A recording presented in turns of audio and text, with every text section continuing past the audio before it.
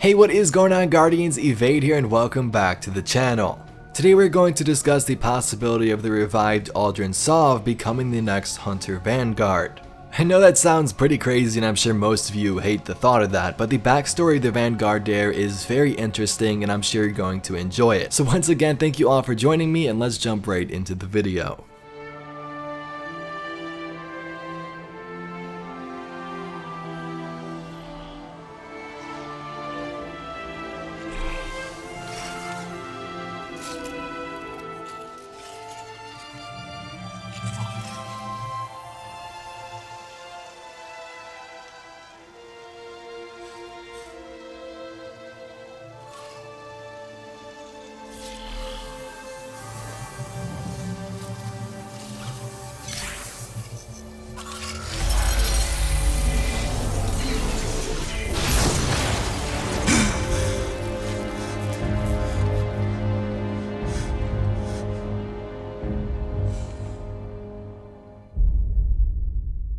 Alright everyone, welcome back to the channel and I hope you are doing well. So I want to preface this video by saying that most of this will be speculation with some lore thrown in to kind of just discuss who the next Hunter Vanguard could be. Not saying I'm right with any of this, I have no idea what's going to happen and neither do you, but it's always fun to discuss it together and see what we can figure out what Bungie's brewing over there in Seattle. So if you're excited to jump into this video along with us, let's begin. We'll first start with Uldren and that sort of theory for a big chunk of this video, and then we'll throw in some other possibilities like Marcus Wren, Shiro, and so on.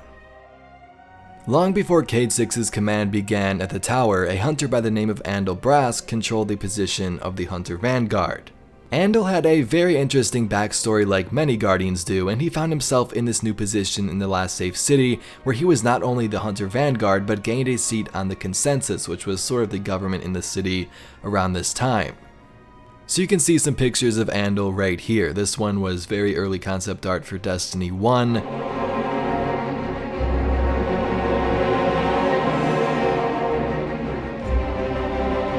And then this one right here came out within the Curse of Osiris comic. So way back, even before Andal was the Hunter Vanguard, he became friends with a little old hunter by the name of Cayde 6, and they began to bond over time. So Cayde, along with Andal, Shiro, and some others would go out searching for treasures. They would take down alien bounty targets out there in the wild, and they were a pretty ragtag group of Guardians who had their own goals. So one day this group came across Taniks the Scarred out there in the wild and they realized that he was super powerful.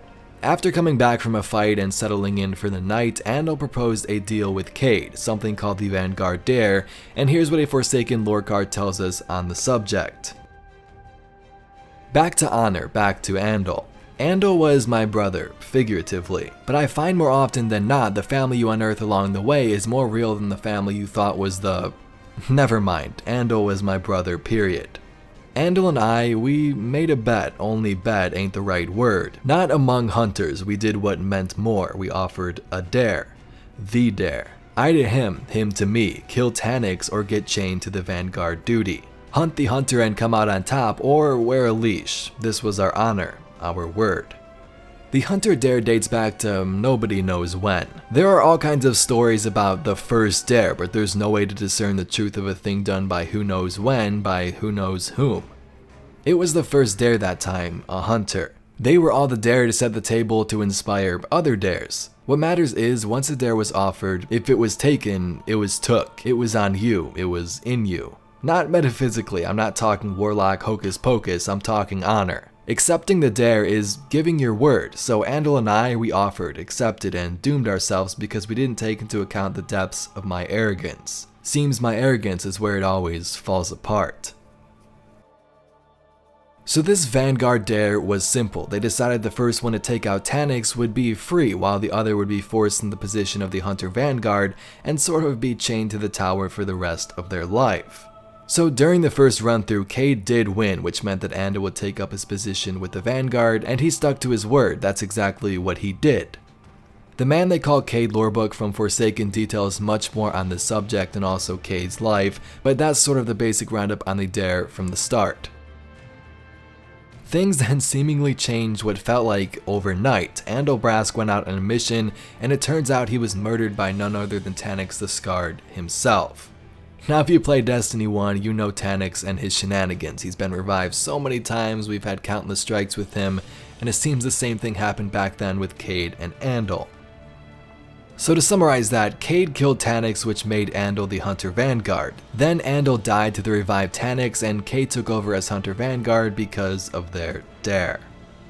Zavala says this: "It is true that finding a Hunter representative to the Vanguard has always been difficult. Their independent point of view is not something we can survive without though. And so over the years we've had Hunter mentors come and go. That is, of course, what the dare is for." So this dare was put into place because it was really hard to find a representative for the Hunter Vanguard. Now it is around Christmas time, so if you think about it, it's kind of like the movie Santa Claus with Tim Allen. If something happens to Santa or he dies and someone puts on that suit, guess what? They're the new Santa Claus, and this is sort of the same thing with the Hunter Vanguard. So upon Andal's death, Cayde took over this position and even wore his cloak in remembrance of his brother who died in combat to the fallen mercenary. So with all of this knowledge, will Uldren become the new Hunter Vanguard? In my video the other day, I briefly touched on this subject, and it does seem super crazy, but it's not that far off and makes complete sense with the backstory of the Vanguard as explained here. With Cayde's Vanguard Dare, or the caches he left on Titan, we learn that whoever kills him is the next Hunter Vanguard and gets all of his stuff.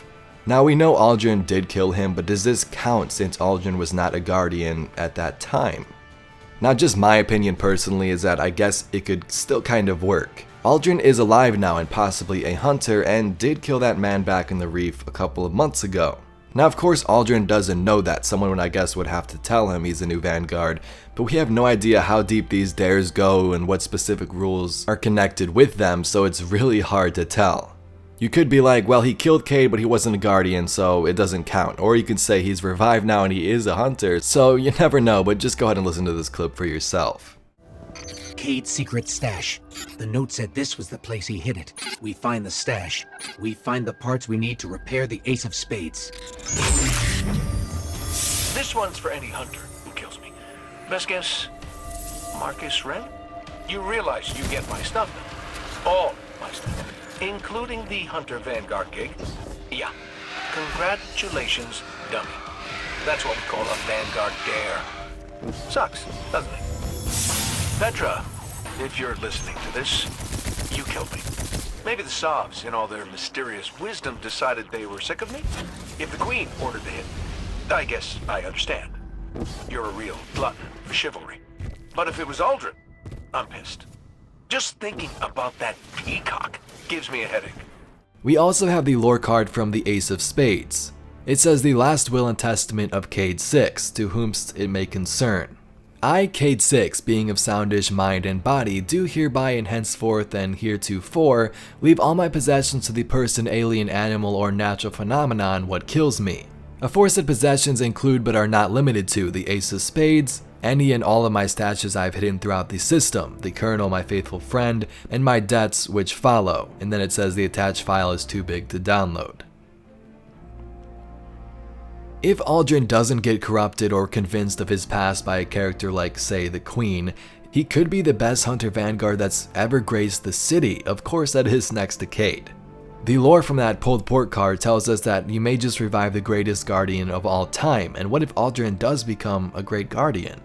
Yes, he did some terrible things, but now he has a clean slate. He doesn't remember anything from before, and this would be the perfect story arc for someone switching sides from the dark to the light and becoming triumphant, becoming their own legend. Now take it. Like mentioned, whenever Hunter kills Cayde, gets his stuff. Let's next go on to the idea that the Vanguard won't let Uldren back into the tower despite his memory loss and guardian status. If that's the case, who else would sort of fit into this role if the dare allowed it? Now in that specific case, he mentioned Marcus Wren, who is a hunter, and he became a legend in the city due to his skills in the Sparrow Racing League. So yes, he does mention Marcus in that exact cache, but he only says it because he assumes that Marcus would be the one that killed him. These were obviously pre-recorded situations for all these different characters.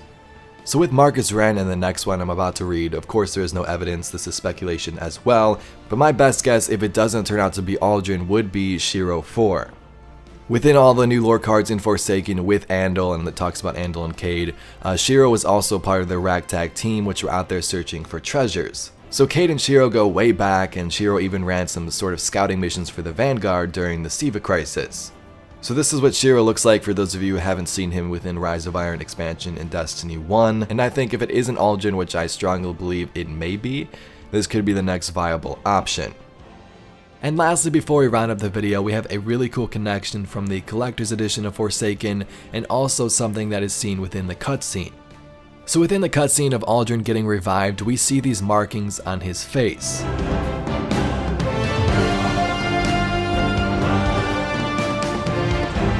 This in fact is the same image which appears on an emblem from the Collector's Edition, and it's called the Guardian's Call. So now that I think about it, Bungie has been hinting about all of this Uldren stuff since Forsaken came out. All these lore cards, rewards like this emblem right here, and it's pretty crazy if you sit back and take it all in. But where do we go from here? Uldren Sov could become the new Hunter Vanguard. He could not, but if he does, this may be one of the best stories in terms of character development thus far, and it would definitely be exciting to watch it unfold. And also, what if the revived Uldren becomes the crow that he was always meant to be back in Destiny 1? I can just see it now, Hunter Vanguard Uldren walking around the tower with a crow on his shoulder. That would be pretty sick. Anyway, Guardians, thank you so much for tuning in to today's video. Whether Uldren becomes a new Hunter Vanguard or not, I hope you enjoyed the backstory with the Vanguard Dare, and I will probably dive more into that lore book very soon. If you enjoyed this video, please be sure to give it a thumbs up and subscribe for some more awesome Destiny 2 news and entertainment. My name's Evade, and I'll catch you Guardians in the next one.